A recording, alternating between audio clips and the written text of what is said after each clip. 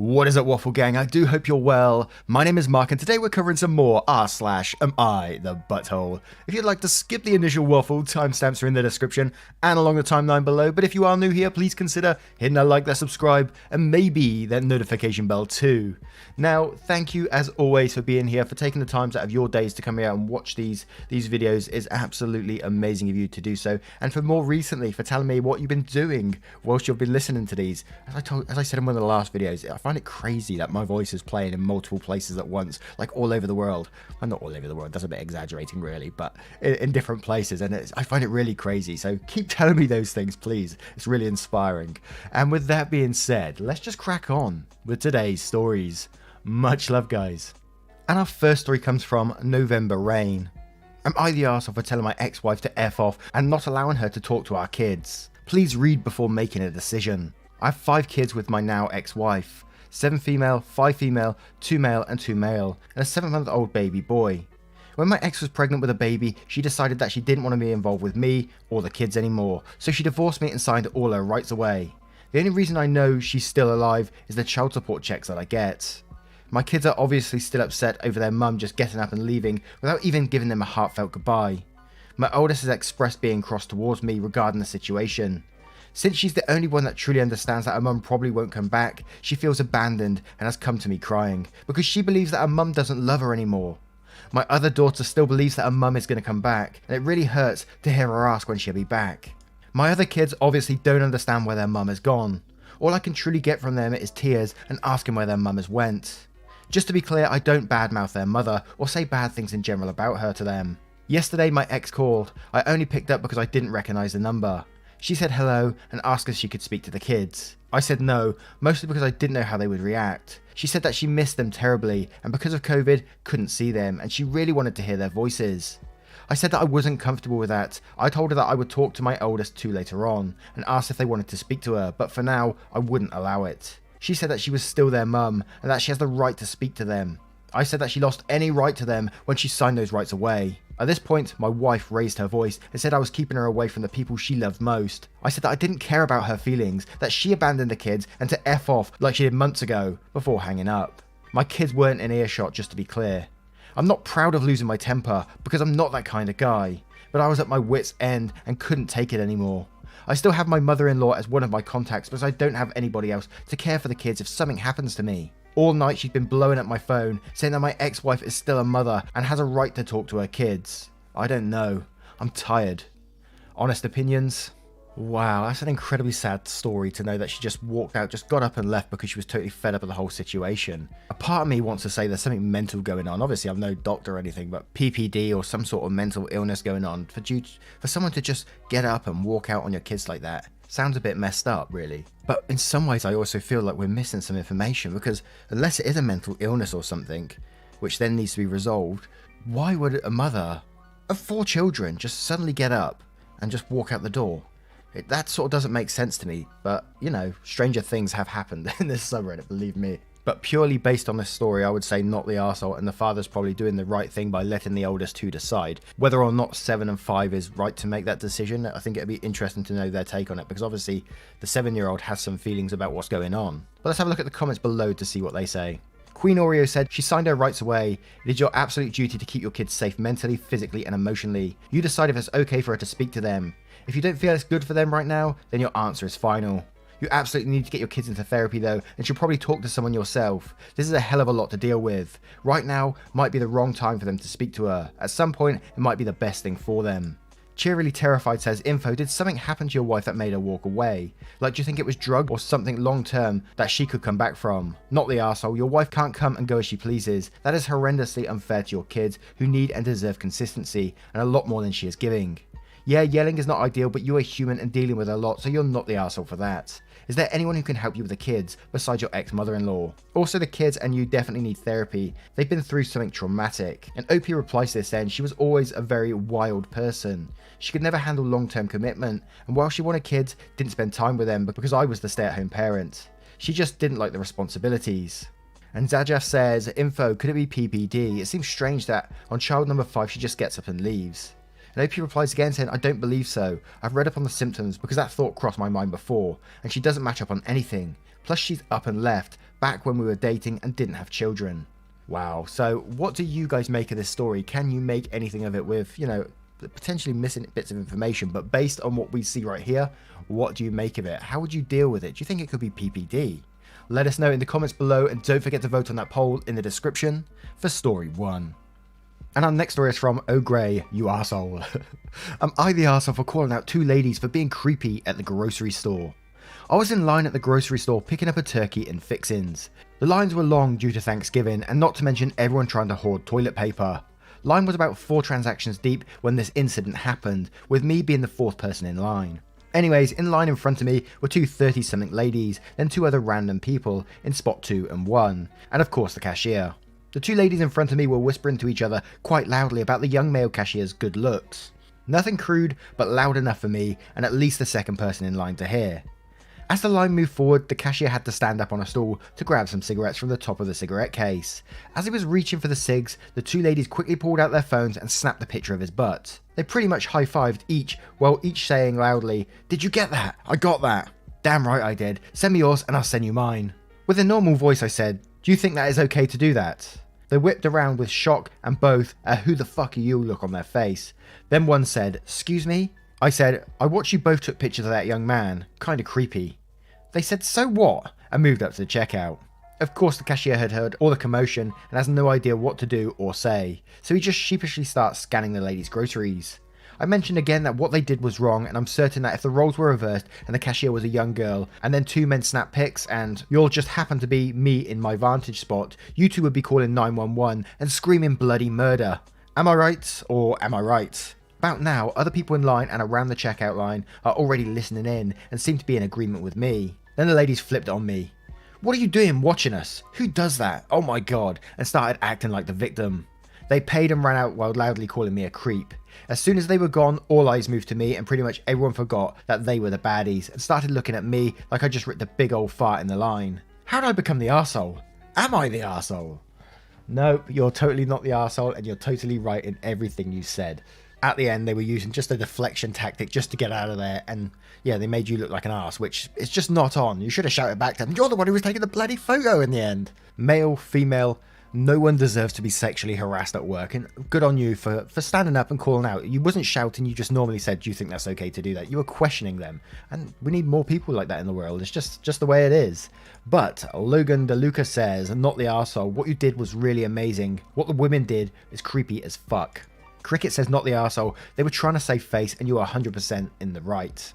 The Incredible Ape says, "Definitely not the arsehole. They were being creeps and tried to pull a know you as a smokescreen while they made their escape. You did the right thing. Thanks for speaking up."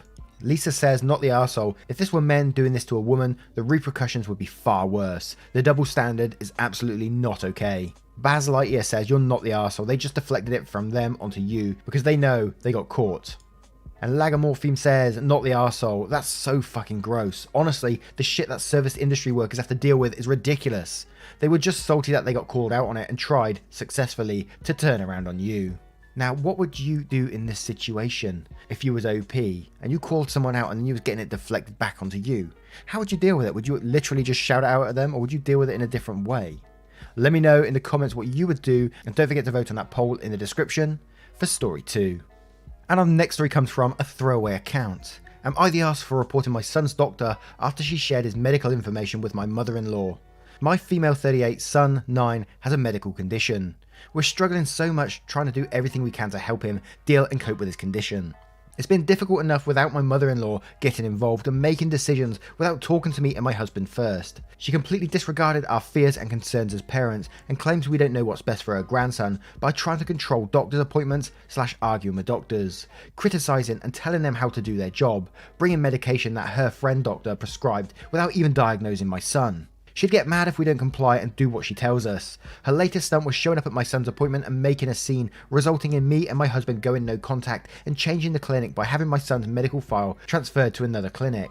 My mother-in-law was removed from any emergency contact we had before we made it clear to the new doctor to not share our son's medical information. My mother-in-law kept trying to find out what clinic / which doctor our son goes to, and she tried to guilt trip my husband and also the family to pressure us into letting her know. No one realised the negative effect she had on my son's health and progress, and the family kept calling me awful and resentful because she just worried for her grandson. Last week, I found out that my mother-in-law was at the clinic and was speaking to my son's pediatrician about my son's condition. My husband told me his mum called and his mum told him she was talking to the doctor discussing our son's condition. He told me he didn't want to speak to his mum, but she called to let him know that she has a right to take part in her grandson's care and that we shouldn't try to hide things from her since she eventually was able to find out.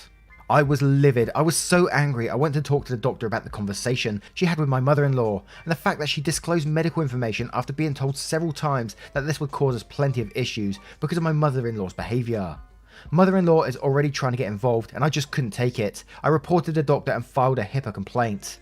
I was told to back off, but I couldn't take this massive lack of professionalism on the doctor's part and the fact that I'm now having to deal with my mother-in-law's attempt to control the situation. My mother-in-law spread the news about the doctor and the whole family was stunned, saying my bitterness jeopardised the doctor's career and that she only shared information with my son's grandmother, not some stranger. Also said that I'm not being focused on my son and choosing to start arguments instead. Basically made it look like it's my fault. I'm so tired and I can't take it anymore. My husband agrees that I shouldn't have filed a complaint, like he has no problem with his mother now showing up at the clinic and causing scenes. Now, we've had a couple of stories before where medical professionals, and I'm quite surprised, this must be about the 4th or 5th by now, medical professionals breaking HIPAA violations. And we know how huge this is, the huge implications it has on doctors and stuff like that. And they should absolutely not be sharing other patients' medical information. That's absolutely ridiculous, and I can't blame you for doing what you did. I think you should be doing what you did. Because who knows how many other people they're going to be doing this to. And your mother-in-law sounds absolutely insane. I know she might be, in her head, she's doing what's best for her grandson, but holy crap, she needs to learn when to stand back. You need to cut contact until she learns some boundaries. But let's see what some of the comments says. Eleanor says, not the arsehole, HIPAA laws are a big deal, and your situation is exactly the kind they are there for. Princess of Perky says, not the arsehole, that's a huge violation. Honestly, you should go no contact and look into a restraining order. And OP replies, seriously, I'm done with all this pressure and exhaustion. She knows no boundaries and clearly thinks she's in some sort of competition here. Happy Tall Person says, absolutely not the arsehole. This person shouldn't be a doctor. In your case, this is a mother-in-law who is seriously inappropriate and abusive, but from what you have said, it is not out to actively harm your child. An assumption on my part that's not definitely true. However, there are probably patients in the clinic's care who are genuinely hiding from the violent abuser. Excessive medical records to allow abuse to continue is a massive no-no. The doctor's lax attitude could literally kill people one day. And OP replies again saying, you're right with everything you said. I'm just glad there are some people who can actually see that her behaviour is just wrong. She has no regard for her grandson's health. If she cares even a little, she wouldn't be doing any of this. Now, I'm going to turn it to you guys. What do you guys think of this situation? Do you think OP was right to report this to the HIPAA board? Is it a board or is it I don't know what they call it. Were they right to report it to HIPAA? Or do you think she should have went, no, this is the grandmother, she should have the right to know? Obviously, I know which one you're probably going to choose, but I thought I'd throw that in there anyway. Let me know what you guys think in the comments below, and don't forget to vote on that poll in the description for story 3. And our next story is from Bread and Lucky. Am I the arsehole for essentially telling my wife she is powerless? For a bit of backstory, my wife has CPTSD from childhood trauma, along with ASD and depression, so she is currently applying for disability. Without going into too many details, her dad was a huge piece of shit and had apparently threatened to end her and her siblings many times growing up. She'd been admitted into mental hospitals many times. We've been dating for 9 years and we both moved about 500 miles from our hometown 3 years ago. Now to the arsehole part. She was perusing Reddit and came across a post about a couple that had a huge financial difference between them. I said it seemed like the richer person has a higher power dynamic over their SO in the story, and we got into a slight argument about whether or not that power dynamic exists in relationships. She then asked me if I thought that way about our relationship. I kinda said, well, technically, I do pay all the bills, so in that sense, yes. If I was that kind of person, I'd have the power in this relationship. And she said something like, well, what if I just leave? And this is where I may be an arsehole. I laughed and kinda sarcastically said, oh yeah, with what money? How would you get 500 miles away? And she stuttered a bit before saying she'd ask her mum to send cash for train tickets. Okay, what if I just hid the mailbox key? And she kinda stuttered before she said, are you trying to make me sad? Tears were flowing down her face and she left the room. I honestly wasn't trying to hurt her, but I think I may have gone too far. If she genuinely wanted to break up, I would help her and none of what I said was true. I was more speaking hypothetically, and I feel like maybe once she calms down it won't even matter. She hasn't even been speaking to me, and when I asked her if I could help, she said, you can't help feeling completely powerless. I honestly feel bad, but I still think it's not that huge of a thing as she's making it out to be. We've been together for 9 years, she should know that I would never do that to her. So am I the arsehole, Reddit? Edit. My wife has just texted me from our bedroom that she's feeling extremely anxious and having dark thoughts about living. I apologised to her for my outburst, but she didn't respond to that other than saying she thinks she wants to go to an inpatient hospital. I'm not going to lie and say I want her to go, but she says she really feels she needs it. She's packed a backpack of clothes and I'm going to drive her to ER so she can get evaluated. Won't be active in this sub anymore, might update after the fact. I truly feel horrible, but it's not about me right now. Edit 2, she's been admitted and will be there between 72 hours to 7 days, depending on the treatment plan. I feel genuinely heartbroken that I've made her feel this way unintentionally. Hopefully we can have some family sessions while she's an inpatient. Sorry for wasting everyone's time. You know yourself that your wife had a troubled childhood with her dad, who you said was a huge piece of shit. You didn't go into details of what he did, but we can probably assume that at the very minimal he was controlling. You know the mental issues she struggles with the depression and things like that. For then you to go over this hypothetical situation with your wife and come across as like, yes, you would be completely powerless and I would sort of take control and you wouldn't have nowhere to go, and you pretty much dragged up probably a lot of memories for her. And I'd like to say I totally understand that where she's coming from, where she would be mentally when you're saying these things to her. Obviously I can't truly understand because I'm not in that situation, but I can imagine she's in a very, very dark place, especially what she was saying at the very end there. And you saying you've been together 9 years and she should know that you would never do that to her. Clearly she doesn't. Because of her past, she doesn't. It's probably a very warped reality for her in the way she deals with things. And for you to do that is absolutely insane, for you to joke about it. Wow, yes, you're the arsehole in this situation in my opinion, but let's have a look at some of the comments below to see what they say. Play by Paper says, you're the arsehole, Jesus Christ. That's terrifying for a woman to hear if she's mentally healthy, let alone a woman struggling with mental and emotional trauma or grief. I understand we make mistakes, but I definitely apologise very genuinely and make clear you'd never have intentions of doing anything like it. A girl named Sue 2 says, and quotes, she should know I'd never do that to her. And then says, but you believe you could, right? That means you think you'd have the power, just that you chose to be kind to her. I mean, you are kind to kids too, but that doesn't make them equal to the parents. You're the arsehole. You guys weren't discussing kindness. You were discussing who holds the cards, and you made it very clear that it's you. Mind Control Manatee says, why'd you find it necessary to do that? What was supposed to be the outcome? You're the arsehole. And Winter Bunny says, you're the arsehole. Dude, you told a woman who spent her childhood under a controlling father that she couldn't go anywhere because she didn't have the money to leave you. Barring the fact that this is a real thing women have to deal with throughout history. A lot of women stay with abusive men for this very reason. Your wife had to personally deal with it. You know this. You've been there to help her and you joke about it. What the hell, man? And then quotes, we've been together 9 years. She should know I'd never done that to her. This is a nonsensical statement because people who have been together longer than you both have up and get divorced because one of them changed. You saying she should know something without giving her a reason to is terrible, because joking or not, you gave her a reason to think the exact opposite, and now you're on here trying to say that it wasn't a big deal. And Sunlit Fable says, you're the arsehole. Reading that was horrifying, and I honestly have a hard time believing you didn't mean it, considering your laughter and how casual you were about telling her just how trapped she could be if things went south. You need to apologise. Now, what would you do in this situation? If you was the wife, how would you deal with that? Would you even consider divorce after he's talking this way? Do you believe him? Because some of the things he was saying sounded like, you know, he really does believe he has the power if he wanted to. Let me know what you guys think in the comments below, and don't forget to vote on that poll in the description for story 4.